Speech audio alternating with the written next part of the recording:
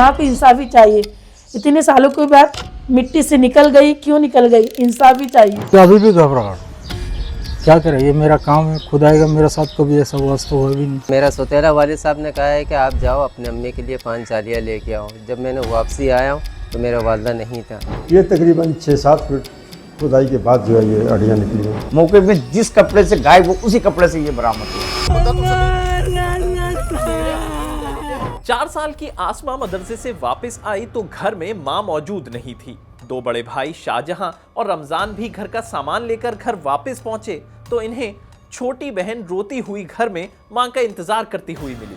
मां यानी मुमताज बेगम के बारे में सौतेले वालिद फरीद से पूछा तो कहा, तुम्हारी वालदा किसी के साथ चली गई है। बस उस वक्त मां के मुताल्लिक बच्चों ने तरह तरह के ताने सुने और तीनों बच्चों को मां की तलाश थी। ये किस्सा है साल 1995 का। इलाका है औरंगी टाउन, गुलशन बिहार का। थाना पाकिस्तान बाजार।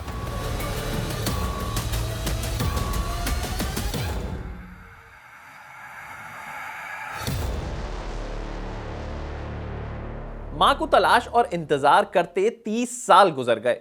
4 साला आसमा जहन में इस सवाल के साथ जवान हो गई कि मां मुझे अकेली बच्ची को घर में ऐसे छोड़कर किसके साथ चली गई। लेकिन सच्चाई ये नहीं थी जो सौतेले वालिद फरीद ने इन बच्चों को बताई थी। सच्चाई से तो पर्दा 30 साल बाद उठा, यानी साल 2025 में। कहते हैं कत्ल कभी नहीं छुपता, कितने ही साल क्यों ना हो जाए, कातिल बेनकाब होकर रहता है। अब आपको साल 2025 यानी कुछ दिन कबल पेश आए वाकये के बारे में बताते हैं। औरंगी टाउन के इलाके गुलशन बिहार में भी ऐसा ही कुछ हुआ। अरकानिया कॉलोनी की गली नंबर 14 में एक मकान की तामीरात जारी थी। पानी के टैंक को गहरा करने के लिए मजीद खुदाई की गई तो वहां से इंसानी हड्डियां बरामद होना शुरू हो गई। खुदाई के दौरान यहाँ पे अचानक हड्डियाँ नज़र आने लगा मुझे। जैसे हड्डियाँ नज़र आए मैंने मकान मालिक को इतला दिया, भाई यहाँ तो हड्डियाँ नज़र आ रही हैं।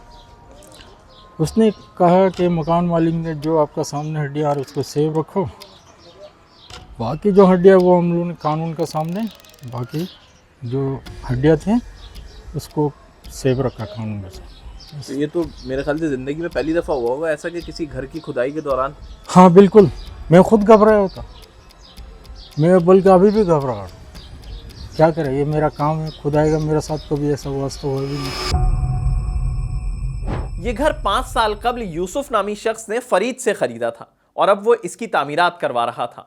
मकान मालिक के रिश्तेदार इमरान बताते हैं, जब हड्डियां मिली तो हमने जिससे घर खरीदा था यानी फरीद, और उसके बाद पुलिस को इत्तला दी। 8 अप्रैल को तो उस वक्त 2 फीट खोदने के बाद 9 अप्रैल को 5 फीट तक पहुँचने के बाद तकरीबन 5 साढ़े 4 बजे के दरमियान में ये वाक़या पेश आया।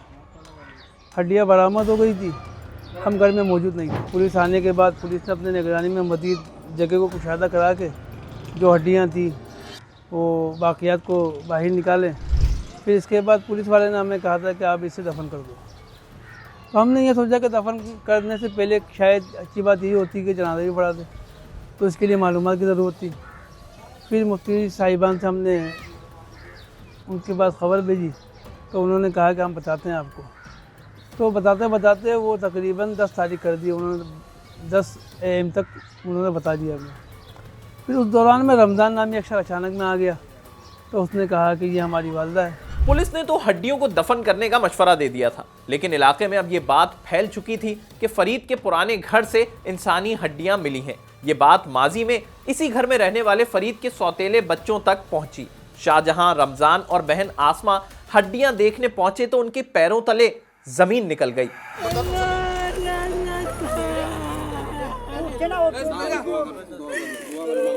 मालिक मकान ने हड्डियों को एक थैले में कर रखा था। जब हड्डियां बाहर निकाली गई तो पिंक कलर का एक दुपट्टा, एक चप्पल भी हड्डियों के साथ बाहर आई। ये चीजें बाहर आनी थी कि तीनों बहन भाई पुरानी यादों में चले गए और अपनी लापता वालदा की चीजों को शनाख्त करना शुरू कर दिया। ये इसको बोरी में ही डालो। बड़ा साला देखती के साथ बोरी खुलती के साथ मेरा साला बड़ा वाला उधर ही बेहोश हो गया। रमजान भाई, मामू एक मिनट खड़े हो, खड़े हो एक मिनट के लिए।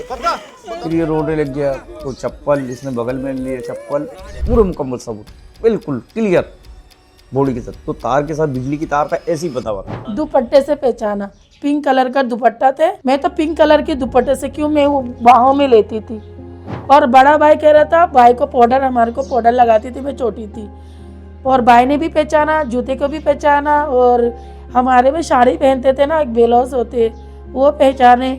सूती का था होगा, कुछ पुराना शुराना इतना भी नहीं है, थोड़ा थोड़ा मौजूद है। माँ नहीं था, खानदान नहीं था, नाना नानी दादा दादी हमारा कोई नहीं था, कोई नहीं था। माँ का आगे पीछे कोई होता ढूंढ निकालता, अब कोई नहीं है। माँ को कौन ढूंढने वाला है, नहीं है। मेरा वालदा यही है और मैं आप लोगों से इंसाफ चाहता हूँ। उस वक्त मेरा 12 साल की उम्र था, तो मुझे इतना समझ है कि मेरी अम्मी ने कौन कौन सी चप्पल ये पहनी हुई थी, मैंने उसी से पहचाना हूँ। क्या ये वीडियो आपको अच्छी लगी? अभी सब्सक्राइब करें और बेल आइकन पे क्लिक करें। पुलिस को इस बारे में इत्तला दी गई, पुलिस पहुंची और बरामद होने वाली हड्डियां अस्पताल मुंतकिल की, ये तस्दीक करने के लिए कि ये लाश मुमताज बेगम की है या नहीं। डीएनए सैंपल हासिल किए गए और आसमा की मुद्दइयत में सौतेले बाप पर कत्ल का मुकदमा पाकिस्तान बाजार थाने में दर्ज किया गया। औरत जो थी मुमताज़ बेगम, उसका जो शोहर था वो बांग्लादेश चला गया था, छोड़ के ये लोग बंगाली हैं। उसके बाद ये फरीद आलम नाम का शख्स था, इससे शादी की इस औरत ने। तो बच्चों के साथ, बीवी के साथ सही सलूक नहीं था उसका। फिर एक दिन ऐसा हुआ, बड़े जो लड़के हैं उस टाइम 14-15 साल थे, तो बच्ची तो 5-6 साल की थी जिसकी मुद्दत में FIR हुई है। तो जब बच्ची मदरसे चली गई, बच्चों को किसी बहाने से भेज दिया, वापस आए तो उनको कहा वालदा तुम्हारी गुम हो गई है। मैंने थाने में रिपोर्ट दर्ज करा दी है।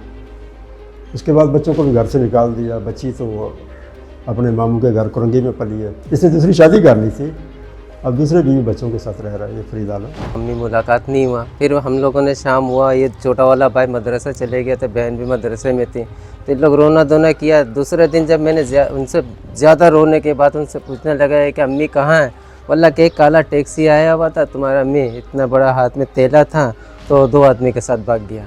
बस पूरे इलाका में ये मशहूर हुआ है कि इसकी अम्मी मुमताज़ी भाग गई।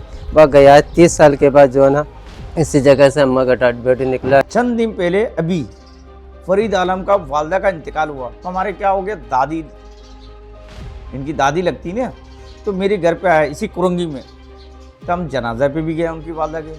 उस दर भी इसने कफन पकड़ के पूछा, जब गुस्ल देके जब निकल ले, गाड़ी में बिठा रहा था, इसने बोला दादी तूने मेरी एक माँ का निशानी नहीं दिया, मुझे एक तस्वीर तो दो। तीनों बहन भाइयों का मौक़िफ़ है कि फरीद और उनकी वालदा के दरमियान अक्सर झगड़े रहते थे और उनके लापता होने से 2 रोज कबल भी इनकी लड़ाई हुई थी। लेकिन साथ में सवाल यह भी है कि मुमताज बेगम को कत्ल करने और कई फीट गहरा गड्ढा करने की इस वारदात को अकेले ही फरीद ने अंजाम दिया या इसमें कोई और भी शामिल था। अम्मी से 2-4 दिन पहले लड़ाई भी हुआ उनकी जी।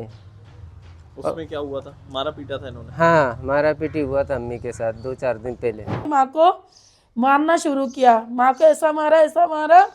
मैंने सिर्फ क्या देखा, मेरा माँ कभी इधर गिरने लगा, कभी इधर गिरने लगा, कभी इधर करने लगा।